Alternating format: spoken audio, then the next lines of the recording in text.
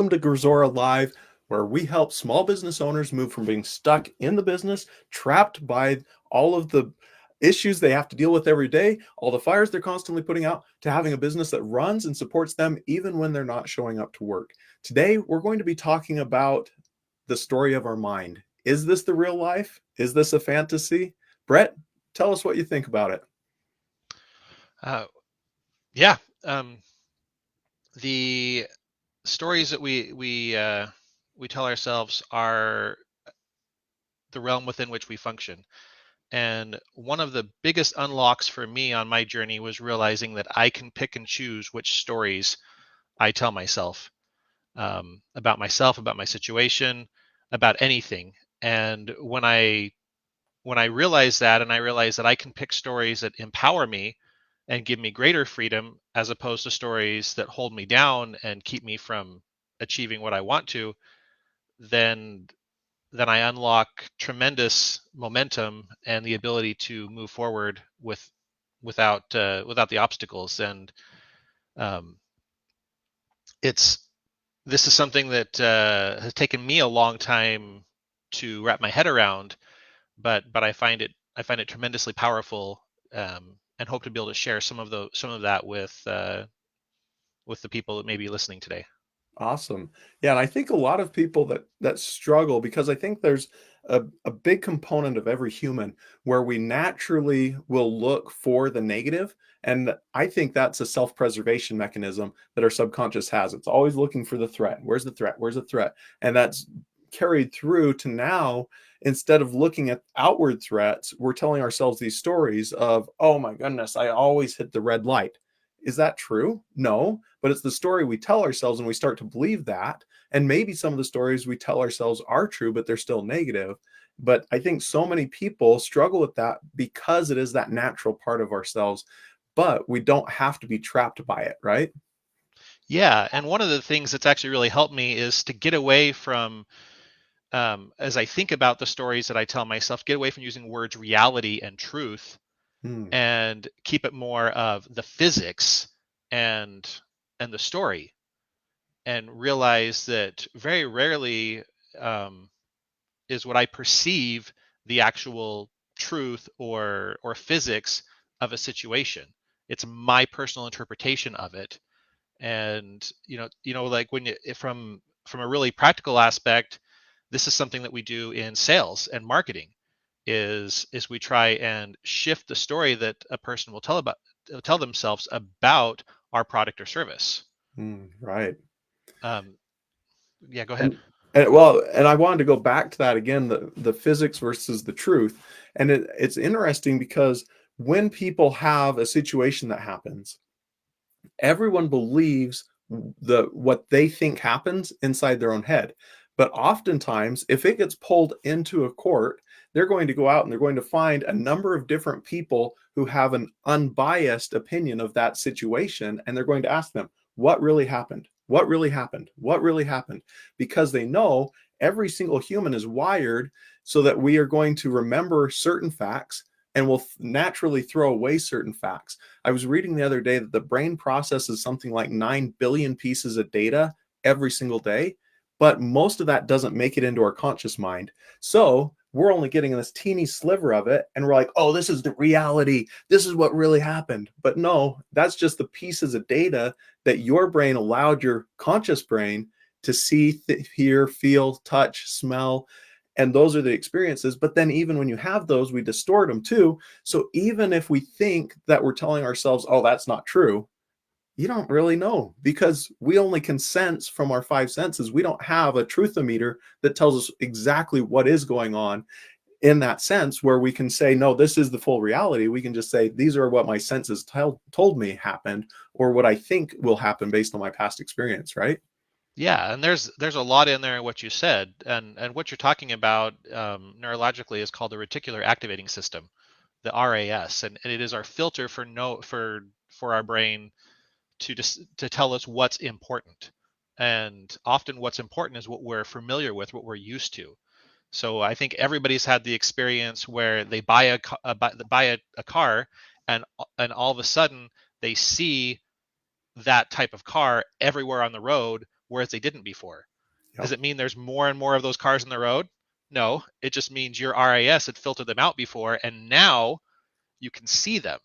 Hmm. And so this is what the highest performers do, is they train their reticular activating system, the RAS, that brain filter for all of our senses, to bring in things that are actually valuable to them and reject things that aren't. and Yeah. and that is something that can be trained like a muscle and strengthened and conditioned to behave in a particular way. It's not automatic. And that is one story that I would like to be able to share with everybody, is that you are not stuck the way that you are. You can train your perceptions. You can train what you perceive as your reality and create a brand new reality or story for yourself. And if you don't believe this is true, listen to the next statement because I'm going to change the way that you think. So, up till now, you have given this probably zero thought, but as soon as I say it, you can't help but notice this new data coming in. What does it feel like as your pants touch your legs? Instantly, your brain, if you hear that sentence, starts thinking about that physical contact being made between your pants and your legs. But nobody thinks about that as they go about every single day. So I was able in one sentence to change everybody's brain. So now it's like, oh, quit filtering that, bring it to the top, right? So that's a super easy example to prove exactly what we're talking about. Yeah, and I think you have a story if you're ready to share, Oh, um, absolutely. Yes. I that would can further love to illustrate. share. Yeah, so I was thoroughly impressed. I was started to study a little bit about Steve Harvey's life. And this guy is an amazing individual. He started off in not a great community as far as the advantages of life. And he started off, and for anyone who doesn't know, he was born in West Virginia. I believe he moved to Ohio. And as a young kid, he's living in a rough part of town. And his teacher asked the whole class at when he was 10 years old, they said, all right, put your name and what you want to do when you grow up on a piece of paper. And we're going to talk about that for everyone. And so everyone did that, and he had a stuttering problem. So he just and he couldn't talk at all in public. He could talk a little bit at home, he says, but at that point he just couldn't. He couldn't speak at all. And so the teacher gathers up all their papers. Oh, Johnny wants to be a doctor. Susie wants to be a teacher. On and on through all the class, and she saved his for last. And then she called him up, and he thought he was going to be rewarded for his awesome idea. And his idea, his passion, what he knew his purpose in life was. And he said he had an experience that told him that is what I'm supposed to do. And so he knew it even before he was 10, but he knew this is what I'm supposed to do. And he put on that piece of paper, I'm going to be on TV. And the teacher called him up, and she berates him for putting that on the paper. No one from this school has ever been on TV. No one in your family's ever been on TV. No one from this community's ever been on TV. You can't be on TV. It will never work. That's a stupid idea. And she just harassed him and berated him and belittled him in front of the entire class. And he can't even defend himself because he has a stuttering problem. And he tells this story, and he said that it took him years, but eventually he got his first opportunity to be on TV. He never gave up. He lived in his car for 3 years as he's chasing that dream, but he never gave up on that dream. And he knew that was his calling in life. And then he says that fast forward, he's now one of the most he's on TV more than almost anyone. He's run the Family Feud game show. He's a comedian that's been all over the place. He's spoken in front of billionaires, all these different things. And he says that every year at Christmas, he sends her a flat screen TV so that she'll never miss him being on TV, because he says at this point in time, if you turn the TV on, he's on air somewhere almost 24/7. How's that for amazing? Yeah, and when you talk about that, you said the word, he knew it was his calling. I think that's just another way of saying this is a story that he kept, and he did not allow anyone else to displace that story from his mind. Right. And Even though it wasn't reality, right? even though it wasn't reality, that he knew that's where he needed to be and what he was going to do. And eventually, over the period of time and with sufficient effort, he was able to make that story into, we'll loosely use the word reality for him. Hmm. And so for those of you hearing this, the the story that you tell yourself today for where you're at, what your opportunities are, it is entirely changeable. You can pick and choose right now today to start believing a different story.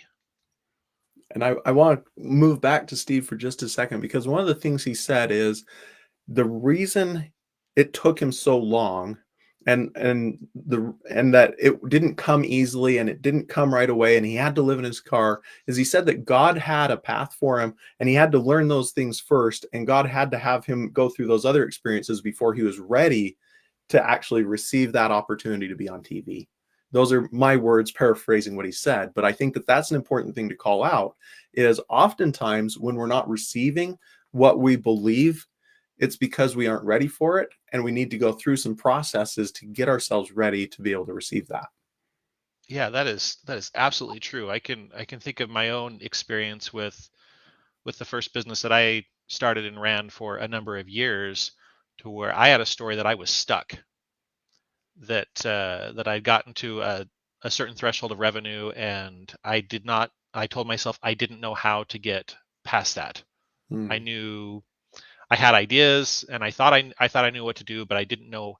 I knew the what, but not the how.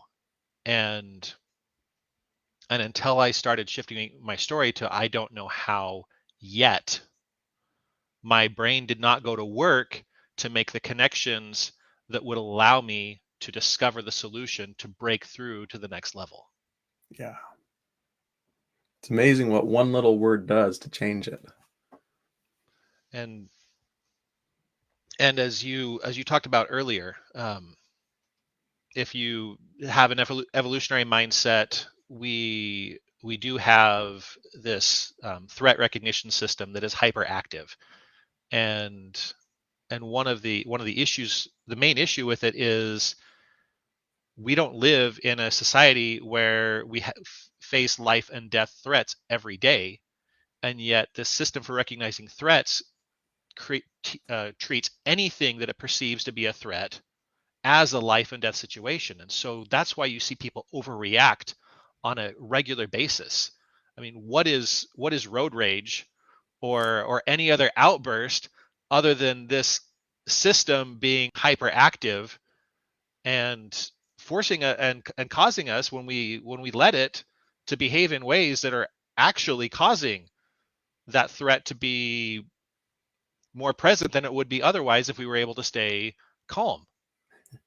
I've got the classic example. I was parked in a parking lot, and I'm fairly cautious how I park, so I was in the middle with space on either side. The person that parked next to me parked so far that their mirror was over the line into my parking spot.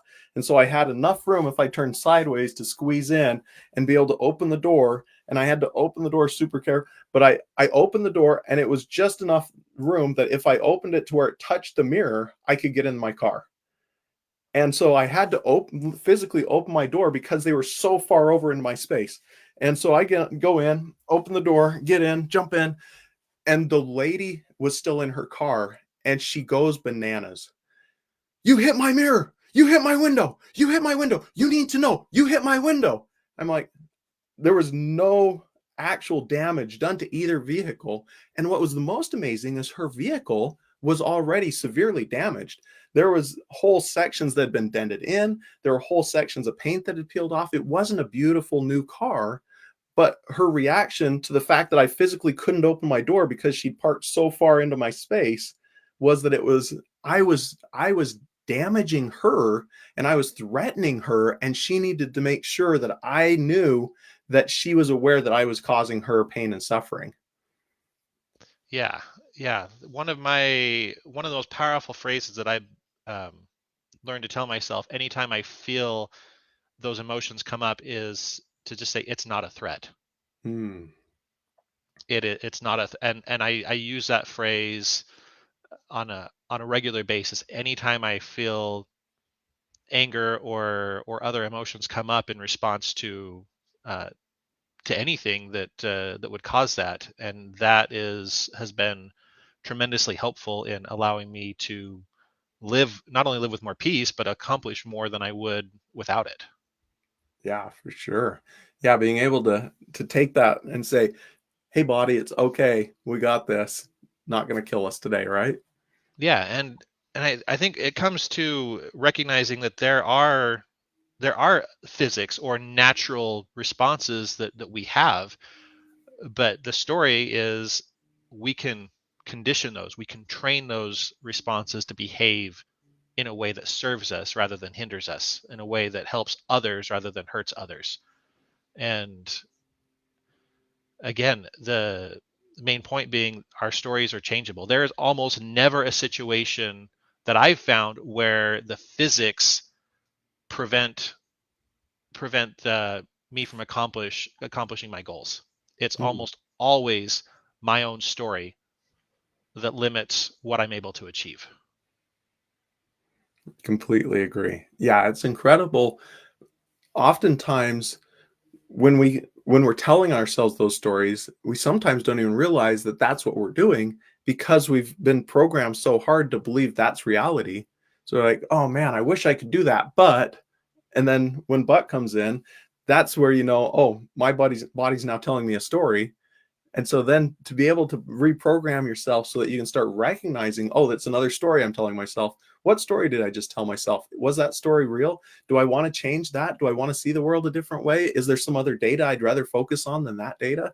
But that's a bit of a trick. And then, like you said, it takes some effort to get to that point where we've worked that muscle enough that we're changing direction. Because if we go the same route over and over and over, it's going to take a real effort to go a different direction. Yeah, yeah. And one of the things that I've learned that really helps me at least, and I found it helps my clients as well, is to just ask questions, Hmm. to get out of whatever story we happen to be in, and ignore what we think physics are, and just play in that realm between which is a realm of possibility, and just ask questions, challenge assumptions, and really be willing to play and have fun with that process. And that's what can allow people to create a new story for themselves. I have a good friend who had been working in a job where he had pretty significant golden handcuffs, Mm. and as he perceived it, he needed to grind out living for another 15 years until he could get to the retirement that he would be promised through his work. And when I say grinding, I mean grinding. Hated he'd come to hate everything about his job. and Wow. Which is and just it the story he was telling himself about the job though, right? Yes. Yeah, and this is a person who's loved by everybody that knows him. He is always smiling, he's always happy and positive, but the job that he had initially started loving had changed, and mainly because the people that had surrounded him, at least in his story, had changed, and he ended up Mm, just dealing with nonsense on a constant basis and felt powerless to do anything about it, and felt stuck because of these golden handcuffs, because of this retirement that he had spent so many years already working towards, and only needed another 15ish years to complete, and then his life would be better. But have to grind out that existence, and I just sat down with him and helped him challenge those assumptions, um, through questions, and we began to play, and now he has started he employs 15 people, and wow. he's on a growth track to achieve far more than he ever would have, had he stayed in that job on a financial standpoint, besides the fact that he is so much more happy and fulfilled, and is actually doing something that's meaningful to him and to the community. Um, and so yeah, he was stuck in a story, and he got a new one simply through being willing to ask questions and challenge his preconceived notions. So is this the real life? Is this just a fantasy? To quote the Bohemian Rhapsody, right? The answer is always yes.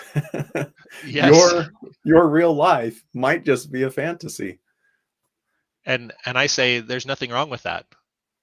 We need stories. It's not. This is not to say to get rid of stories. This is just to say live a story that serves you. Live a story that brings you joy and happiness, or whatever it is that you want. Because whatever story you're living, that is the reality that you will create for yourself. Um, as you mentioned earlier, and again, this has real practical aspects from selling products or standpoint.